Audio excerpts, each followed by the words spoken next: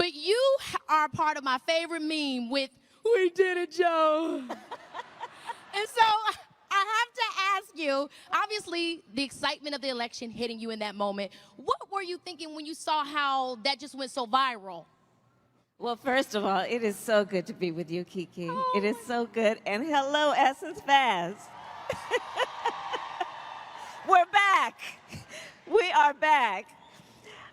It was, that day. Well, so you'll remember, the election happened, but it took a while for it to be declared. Right. And so my husband and I were staying in Delaware so we could be near the vice president-elect, president-elect at the time. And I work out every morning, and so he and I worked out together, and we were then going back to the house, and he was like, "I'm gonna walk a little bit more and cool down."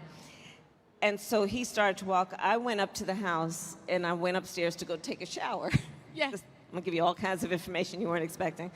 And so I turned on the shower because it was cold. Remember, it was winter. And so I turned on the shower so the water could heat up, and I got a text.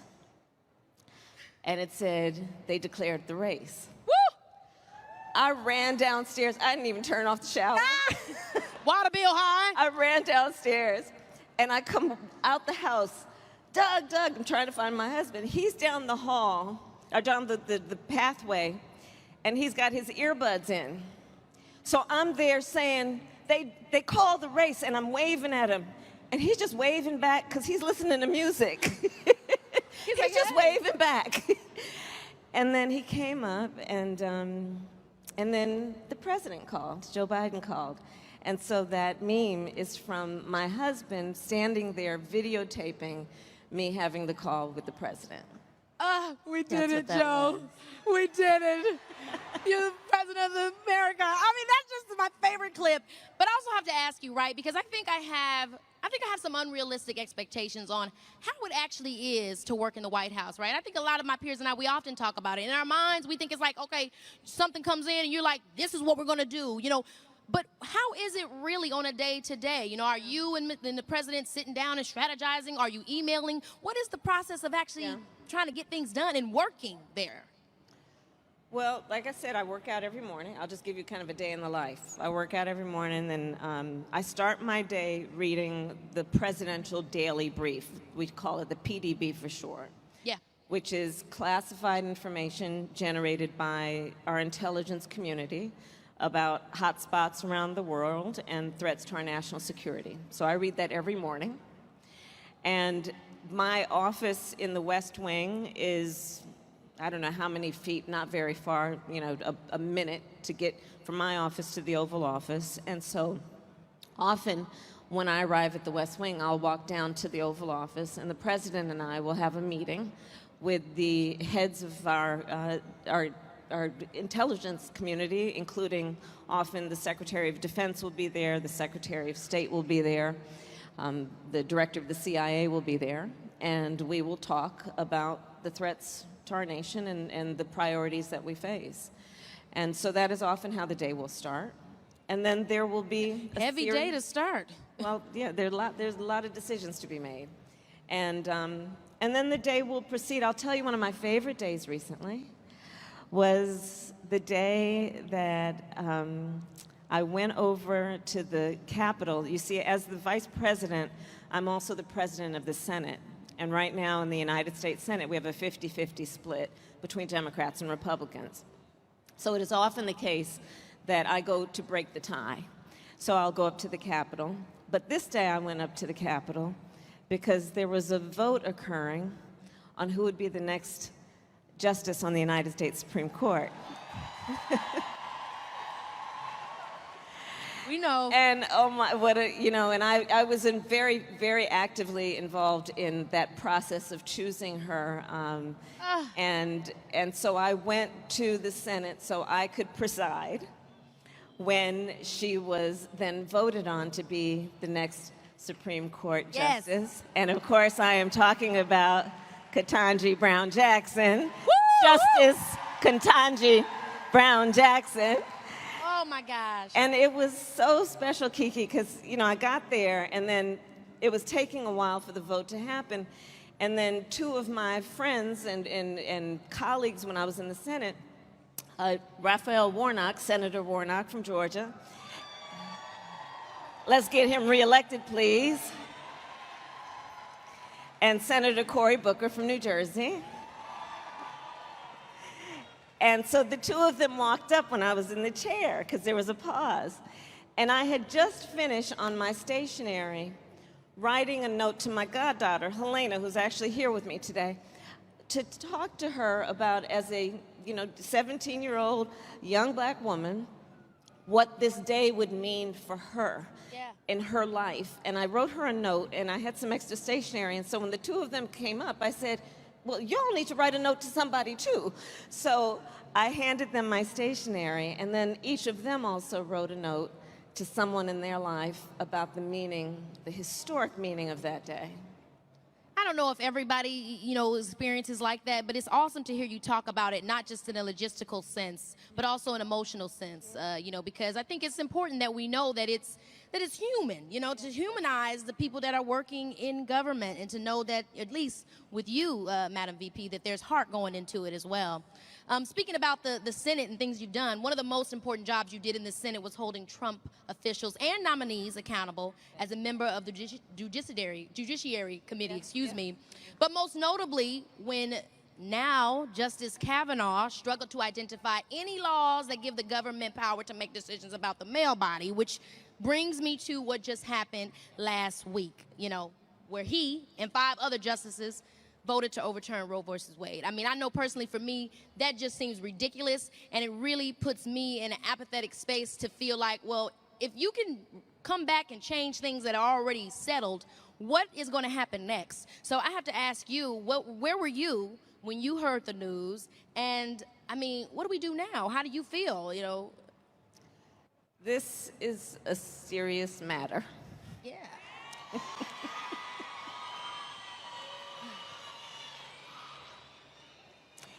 And it requires all of us to speak up, to speak out, and to be active. So I was on my way to Aurora, Illinois, to meet with Congresswoman Lauren Underwood, who is an outstanding member of Congress, because she and I, over the years, when I was in the Senate and now as Vice President, have been working on the issue of maternal mortality, and in particular, Black maternal mortality. Yes. And we've been working on this issue for a very important reason, which is, in the United States, Black women are 3 times more likely to die in connection with childbirth. Native women are twice as likely to die. Rural women, 1.5 more times likely to die. And understand that among all so-called developed nations, we are the worst on this issue. So it has been a long-standing area of focus for me to focus on women's health and safety and well-being. And I've been able to then, as Vice President, bring this issue to the stage of the White House to talk about what we need to do to protect and to ensure that women have the resources they need. So, for example, we've been able to encourage states to extend Medicaid coverage postpartum from 2 months to 12 months, because a woman needs support beyond 2 months when she has just given birth to a human being. We deserve these things. We have dealt with the fact that there is racial bias in the healthcare delivery system. And so what we need to do when we recognize that a Black woman walking into a clinic or a doctor's office or an emergency room is less likely to be taken seriously. So this is the work we've been doing. We've been looking at it in the context of the unique stressors that women face, and in particular Black women face, and what that does to have effects on their health and well-being. So Lauren Underwood and I have been doing this work. I was flying from DC to Aurora, Illinois, to meet her in her district. Yes. To announce more work that we are doing on maternal health. And wouldn't you know, on the course of that trip, the Supreme Court, with the Dobbs decision, for the first time in the history of our nation, took a constitutional right that had been recognized and took it from the women of America. took a constitutional right. And what is so outrageous about this on every level is, one, it is the taking of a right that was given and guaranteed and something that we took for granted to be settled law. Yeah. So what that means then in terms of what else might be vulnerable that we otherwise thought was settled law, including issues like contraception, including issues like same-sex marriage, including the intimate decisions that people should be able to make about what I call heart and home without government interference. Yeah. What essentially has happened is the statement has been made that the government has a right to come in your home and tell you as a woman and as a family what you should do with your body. Oh my gosh. And the point has to be this. We have to recognize we're a nation that was founded on certain principles that are grounded in the concept of freedom and liberty. We also know that we've had a history in this country of government trying to claim ownership over human bodies. Exactly. Yes, that is right. And we had supposedly evolved from that time and that way of thinking.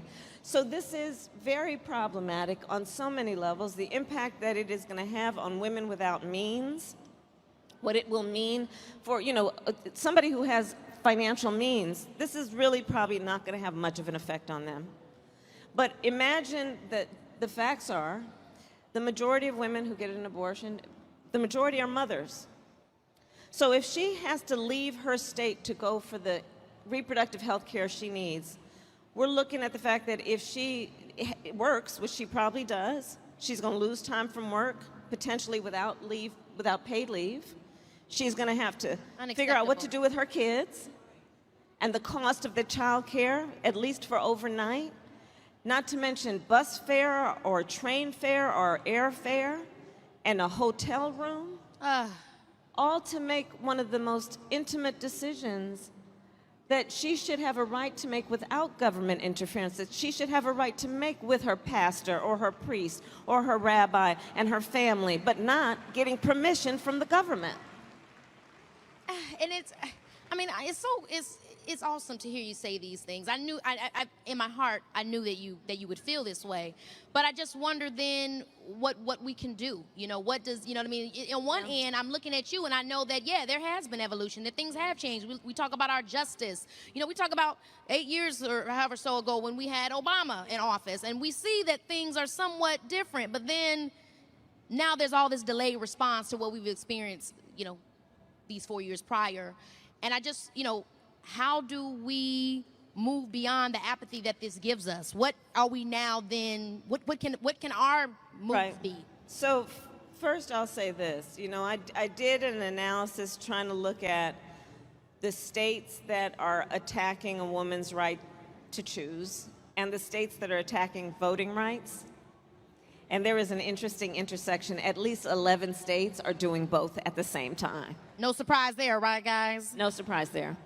When we look at this issue, I think we have to, one, remember the words of Coretta Scott King, who I'll paraphrase, but she famously said, "The fight for civil rights, which is the fight for freedom, the fight for liberty, the fight for justice, the fight for civil rights must be fought and won with each generation." And when she said that, I think we know that, one, she was saying that the very nature of these fights is that whatever we gain, they will not necessarily be permanent. Therein lies the strength when we achieve the rights, with the fragility of those rights, meaning if we are not vigilant to secure and to fight for them, we can't take it for granted. So there is that piece of it, but I think the second point she was making is, because it is the nature of it that you have to be vigilant, don't be overwhelmed. Right. Don't be overwhelmed to the point that we are disheartened and we think that we can't do anything about it.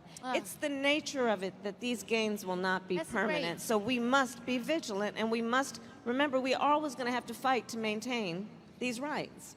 And it's such a good point, because I think we do get caught up in thinking when there are great feats that have been accomplished that, oh, now it's done, or, you know, we're surprised when it happens again. But when I look at the generations before me and what they had to deal with, I mean, even when we go back to slavery, if they found a way to keep moving, I better find a way to keep moving. You know what I'm saying?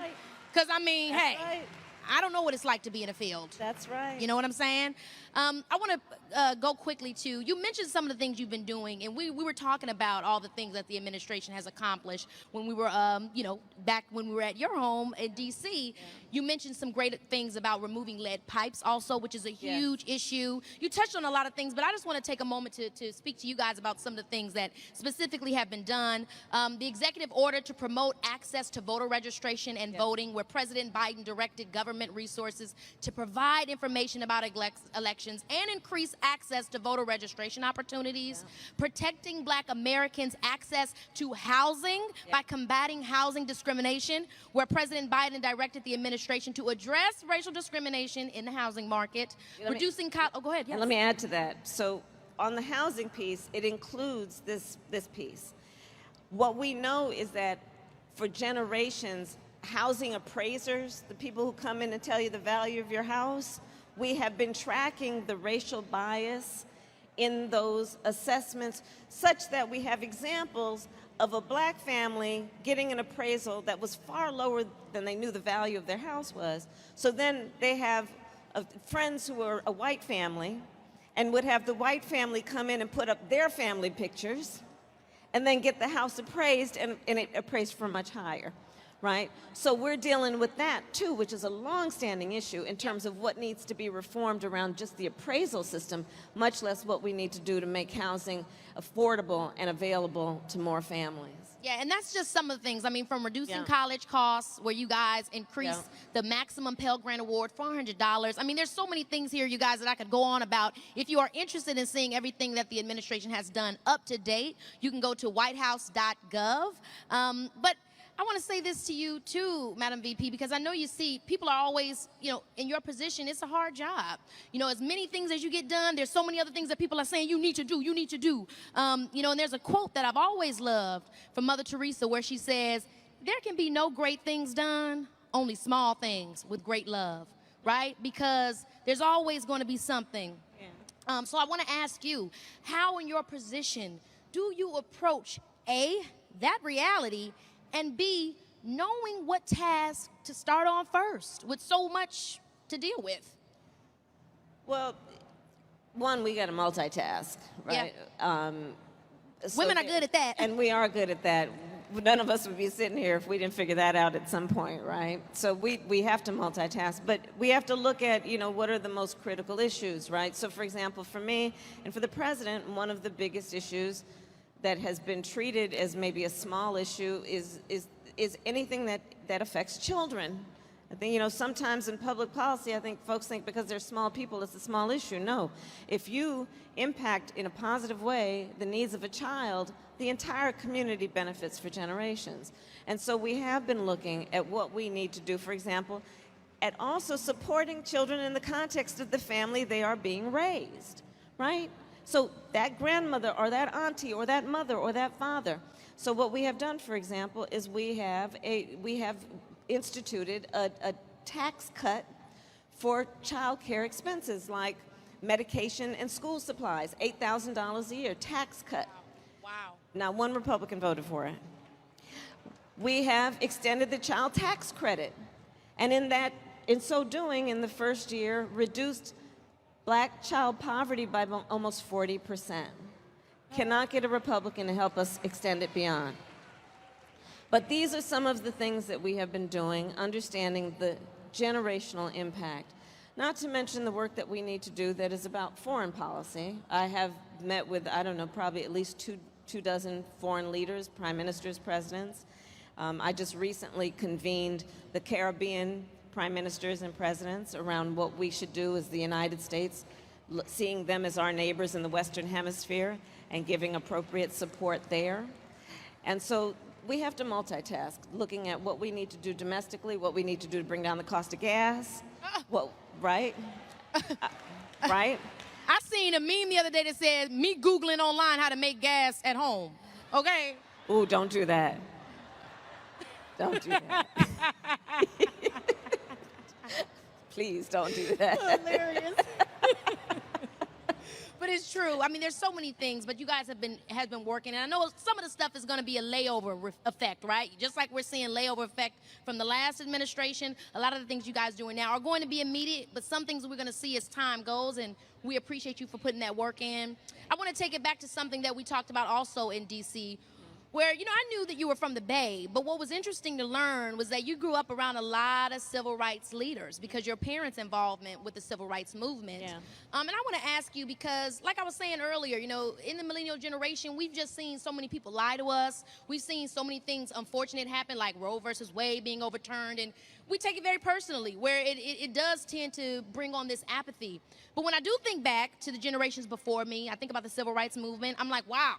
They were up against a lot of even more daunting realities, maybe even the ones that we're facing now. Not to compare, but like you said, there's always a lot going on. Yeah. So you being around those kinds of people, what were some of the ways that they were able to reinvigorate themselves? Or even more so, how did they mobilize, right? Because I don't want to be that person that just looks at my government and says, oh, what are you doing? Yes, there's accountability that needs to be had, but I want accountability for myself as well. I want to know what I can do. You know what I'm saying? What can I do to get out there and encourage my peers, encourage myself, and make sure that I'm being an active member in my society?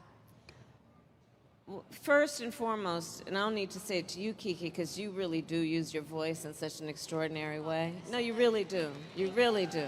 Thank you so much.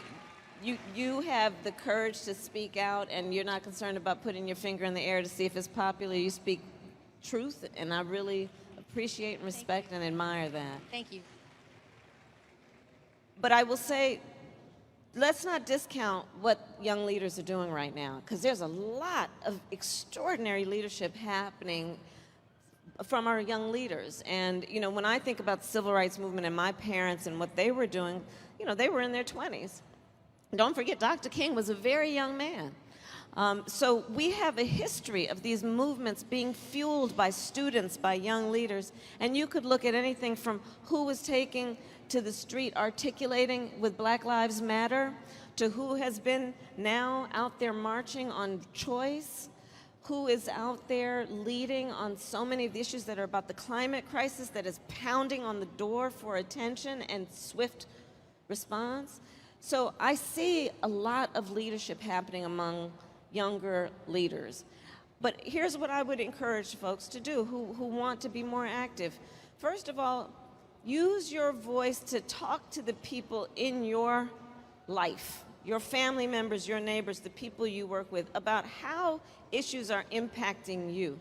Talk about how you know that if you were born like my goddaughter who's here in 2004, well, the world has put in dates around 2030 that we need to reduce greenhouse gas emissions, or we are looking at an inflection point. And so what that will mean for you and for your children and your grandchildren, speak that in a way that people understand that you have an immediate investment in the outcome of the issue. Similar when we're talking about what's happening in terms of the work that we're doing on something like maternal mortality, similar to what we're talking about in terms of voting, where they are taking the rights of people to be able to express their voice in a democracy through their vote. Speak about that in a way that you can energize the people in your life to understand that when elections come up, I know Keke, and she has passionately told me how this concerns her and how my vote could impact the outcome of this decision. Thank you so much for that. And I'm just, I could literally sit here and talk to you all day long. I just want to say thank you to you so much, in that for me personally, I want to be able to figure out all the ways I continue to be involved and get better and be more active. I'm 28, but I thought I would know more by then. My parents were having 4 kids by now, and I don't know how they got around to it. So if there's anything that I myself can do, or anywhere that I can go, a website, or just any place, or anyone out there, please let us know.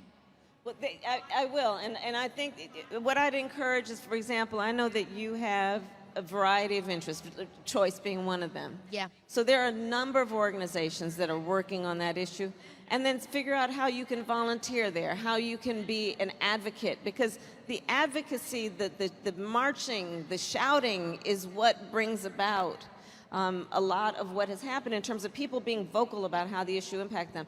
But I'll tell you, there's something else that's equally important, and that is the power of coalition building. So, for example, I mentioned earlier that there are, in many of the states that are attacking a woman's right to choose, they're also attacking voting rights. Well, let's think about the fact that historically it's different communities that have worked on those issues, but we're all under the same roof. If it's about understanding how liberties are being attacked, how our democracy is being attacked. So let's work on the coalition also, which is bringing folks together, because there is power in those numbers, and there is power in knowing that the vast majority of us have so much more in common than what separates us. See, the people who are trying to attack our rights are trying to make people feel small and feel alone. And different. Because they want you to believe you don't have power and that you're out there by yourself. And so we're not going to let that happen. And one of the ways that we won't is to bring everyone together and remember that there is a community of people that is invested in this. So don't believe that I'm too small to start. Don't be afraid to collaborate with others, whether they look like me or not. As long as we believe in the same things, we can get to the common goal. And know that, hey, age is but a number, and we can all work together. Okay, I want to ask you this final question, and it's going to be maybe a question about a conversation you would have with your younger self that maybe didn't know, or maybe did know, and have these dreams of one day being the vice president. What would you say to prepare yourself for this role? Well, first of all, don't hear no. Don't hear it can't be done. Don't hear nobody like you has done this before. I like to say I eat no for breakfast. I love when you say that. I love when you say that. Surround yourself with a community of people. It doesn't have to be a big group, who love you and who will cheer you on and who will sometimes push you out the door to go and do. Those people who love you and you trust enough that when you fall down, they'll be there to laugh with you because you fell, but to help pick you up and keep you going. So choose, especially to the young leaders, I'd say, but to all of us of every generation, choose who is in your life based on loving yourself and requiring that from other people. It's so important. And so that's one thing. I would say the other thing is that to really know that you have so much to bring, and you have to look inward, and also have faith. Have faith, and have faith in whatever it is you believe in, that